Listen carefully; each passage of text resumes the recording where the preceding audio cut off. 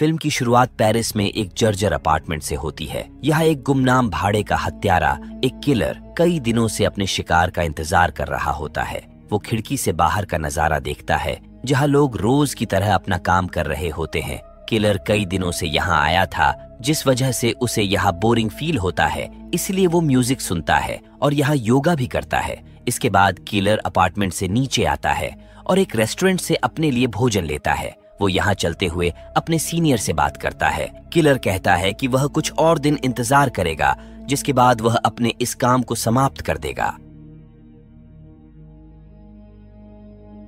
ताकि कोई भी उसके सिग्नल को ट्रैक न कर सके।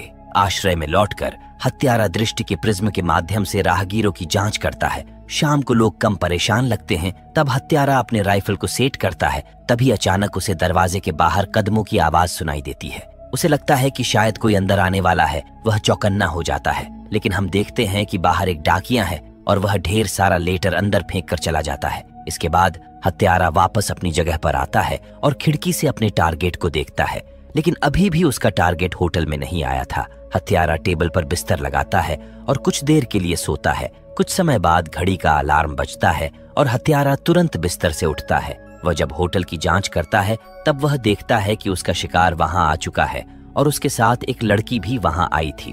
अब शिकार उसके सामने था, इसलिए हत्यारा ध्यान से एक शूट की तैयारी करता है। उधर होटल में लड़की शिकार को खुश कर रही थी। वो उसे शराब पीने के लिए देती है और उसके सामने नाचती है। इधर हत्यारा भी दृष्टि लेंस के माध्यम से मॉनिटर करता है। वह कुछ क्षण की प्रतीक्षा कर रहा था। अब टारगेट सही पॉइंट पर था तो हत्यारा गोली चलाता है, लेकिन वो अपने निशान से चूक जाता है। अपनी सावधानी पूर्वक व्यवस्थित तैयारियों के बावजूद भी वो गलती से उस लड़की को गोली मार देता है।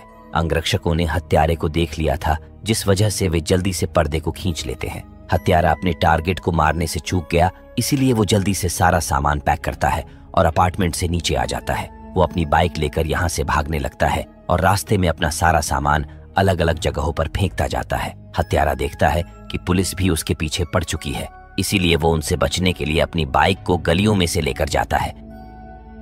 पुलिस से बच जाता है और वो एक सुनसान जगह पर आकर अपनी बाइक को पार्क करता है। इसके बाद वो एक निकटतम सार्वजनिक शौचालय में आता है। वह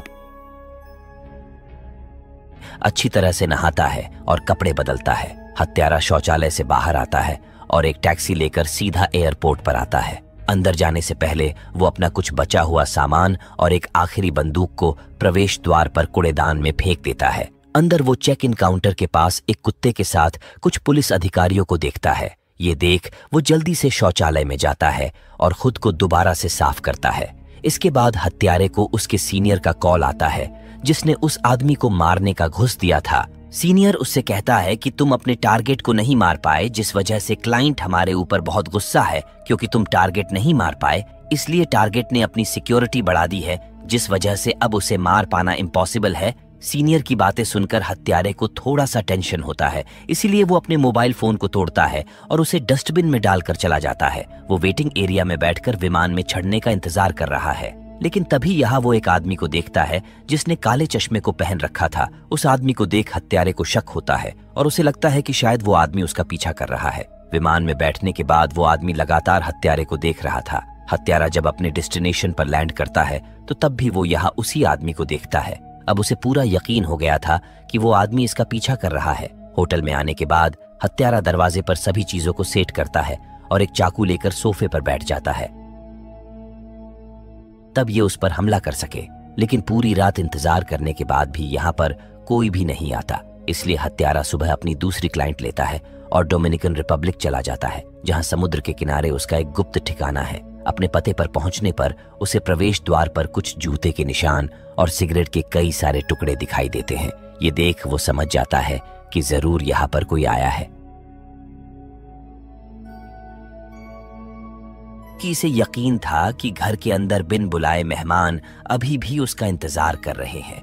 लेकिन अंदर आने पर उसे घर का सामान बिखरा हुआ और कुछ खून के धब्बे मिले, लेकिन उसे कोई भी नहीं मिलता। हत्यारा अपनी प्रेमिका को यहीं पर छोड़कर गया था, लेकिन वो भी यहाँ नहीं मिली। लेकिन तभी उसे फोन पर पता चला कि उसकी प्रेमिका अस्पताल में है। हत्यारा भागता हुआ अस्पताल आता है। लड़की का भाई वहाँ अस्पताल में बैठा है और वह उसे सब कुछ बताता है जो भी उसकी बहन ने उसे बताया था। वह बताता है कि हमलावर दो थे, जिसमें एक पुरुष और एक महिला थी। उन दोनों का लक्ष्य डकैती बिल्कुल भी नहीं था, क्योंकि वो घर में आते ही मेरी बहन को मारने लगे। उन्होंने जब देखा कि लड़की मरने ही वाली है तो वे उसे वहीं छोड़कर एक हरे रंग की टैक्सी में बैठकर भाग गए। उधर जब लड़की को होश आता है तब वह बताती है कि हमलावर उसकी तलाश कर रहे थे, लेकिन उसने उन्हें कुछ भी नहीं बताया।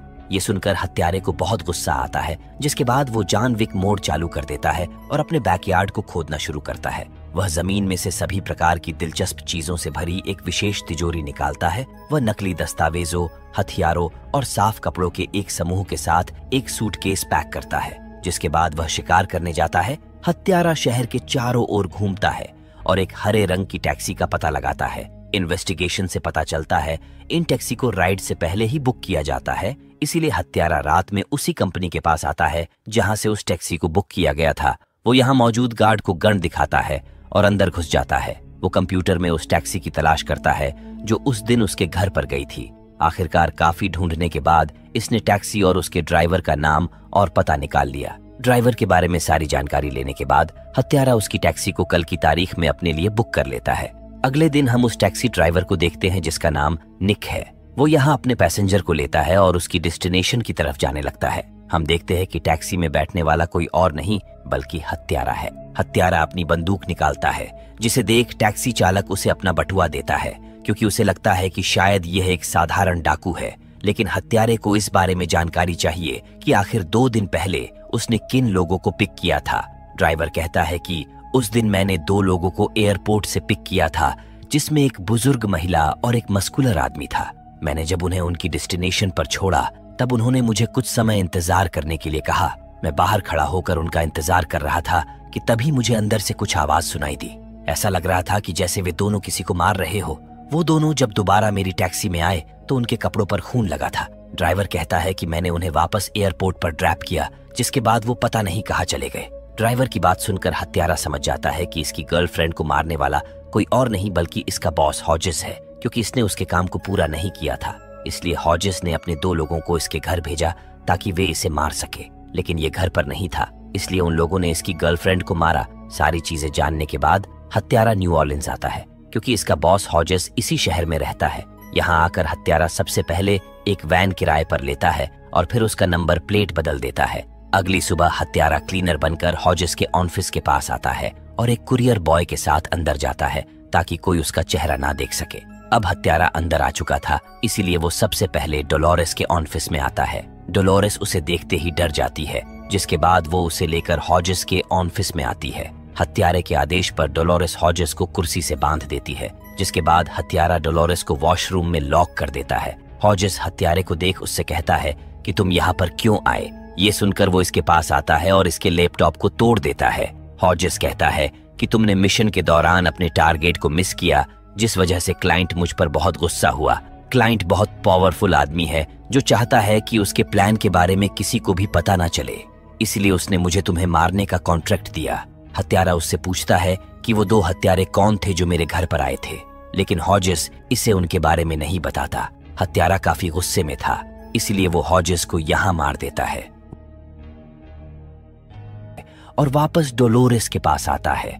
वो डोलोरेस को मारने के लिए आया है, लेकिन वो उससे एक डील करती है जिसमें वो हत्यारे को उन दोनों का नाम और पता देगी जो उसके घर पर गए थे। बदले में हत्यारे को उसे छोड़ना होगा। हत्यारा डील एक्सेप्ट करता है, जिसके बाद वो दोनों हॉजिस की बॉडी लेकर वहां से निकल जाते हैं। डोलोरेस हत्यारे को अपने घर लेकर आती है और वो उसे एक फाइल देती है जिसमें उन दोनों का पता था जो इसके घर पर गए थे। साथ ही इसे उस क्लाइंट का भी पता मिलता है जिसने हॉजिस को कॉन्ट्रैक्ट दिया था। हत्यारा डोलोरेस से बात करते हुए कमरे से बाहर आता है, जिसके बाद वो उसकी गर्दन तोड़कर उसे सीढ़ियों से नीचे गिराकर मार देता है। यहाँ से निकलकर हत्यारा एक सुनसान जगह पर आता है। यहाँ वो हॉजिस की बॉडी के कई सारे टुकड़े करता है, फिर उन्हें अलग अलग जगहों पर फेंक देता है। इसके बाद वो वैन को अच्छी तरह से साफ करता है और अपना नंबर प्लेट निकालकर उसे वापस जमा कर देता है। हत्यारा अब फ्लोरिडा के लिए निकलता है, क्योंकि उसका पहला शिकार ब्रूट यही रहता है। हत्यारा पूरा दिन ब्रूट की हरकतों पर नजर रखता है।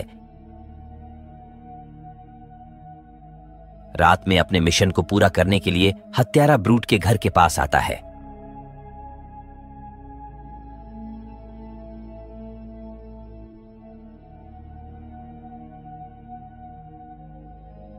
जिसके बाद हत्यारा अंदर आता है और अपनी गन लेकर ब्रूट को ढूंढने लगता है, लेकिन ब्रूट भी उसी का इंतजार कर रहा था। दोनों के बीच यहाँ एक लंबी फाइट होती है। ब्रूट काफी तेज था, जिस वजह से वो हत्यारे के ऊपर भारी पड़ता है, लेकिन हत्यारा किसी तरह अपनी गन लेता है और उसे मार गिराता है।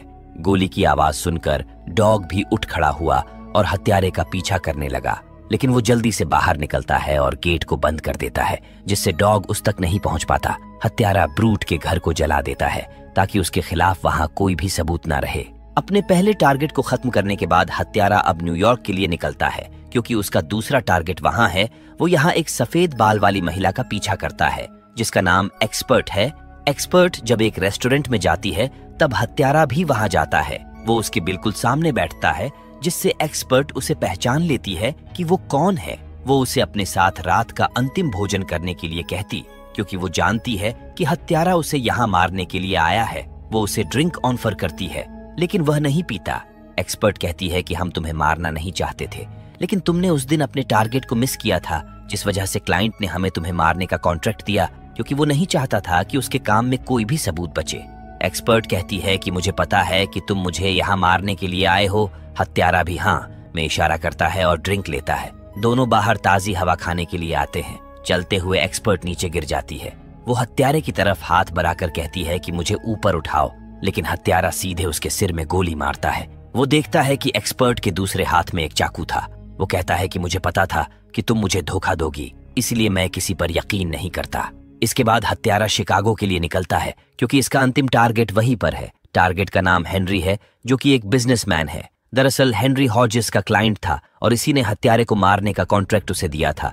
हत्यारा हेनरी की निगरानी रखता है और उसकी सारी गतिविधियों को नोटिस करता है। वो देखता है कि ऑफिस में जाने के लिए उसे दरवाजे की चाबी चाहिए, इसीलिए वो उसकी एक फोटो खींच लेता है। हत्यारा एक पार्सल ऑर्डर करता है जिसमें फेक चाबी बनाने वाली मशीन है। वो हेनरी के जिम में फ्री ट्रायल के लिए आता है। उधर हेनरी जब अपना सामान चेंजिंग रूम में छोड़कर वर्कआउट करने गया, तब हत्यारा जल्दी से लॉकर से उसका पर्स लेता है और उसके कार्ड से अपने मशीन से एक नकली चाबी बना लेता है और उसका पर्स वापस रख देता है। रात में हत्यारा हेनरी के अपार्टमेंट में आता है और वो नकली चाबी की मदद से अंदर घुस जाता है। हत्यारे को देख हेनरी की फट के फ्लावर हो जाती है और वो कहता है कि मेरे पास कैश नहीं है, लेकिन हत्यारा उसे हॉजेस का कार्ड देता है। हेनरी को यहाँ कुछ भी समझ नहीं आता। वो कहता है कि क्या तुम वही हो जिसका टारगेट उस दिन मिस हुआ था? हेनरी कहता है कि मैंने हॉजेस को एक आदमी को मारने का काम दिया था। मैंने ये काम पहली बार किया था, तो मुझे इसके बारे में कुछ आइडिया नहीं है। उस दिन तुमने टारगेट को मिस किया, जिसके बाद मुझे हॉजेस का कॉल आया। उसने मुझे बताया कि मेरा टारगेट बच गया है, इसीलिए मैंने उससे कहा कि ठीक है, ऐसा कभी कभी हो जाता है। लेकिन हॉजेस ने मुझसे कहा कि तुम्हारा काम पूरा नहीं हुआ, जिसके बदले हम इस मिशन में शामिल होने वाले सभी सबूतों को नष्ट कर देंगे। जिसे सुनकर मैंने कहा, ठीक है, तुम्हें जैसा अच्छा लगे तुम वैसा करो। उसके बाद हॉजेस ने क्या किया ये मुझे नहीं पता। हत्यारा कहता है कि क्या सच में तुम्हें नहीं पता कि हॉजेस ने क्या किया? हेनरी कहता है कि हाँ, मुझे सच में कुछ भी नहीं पता।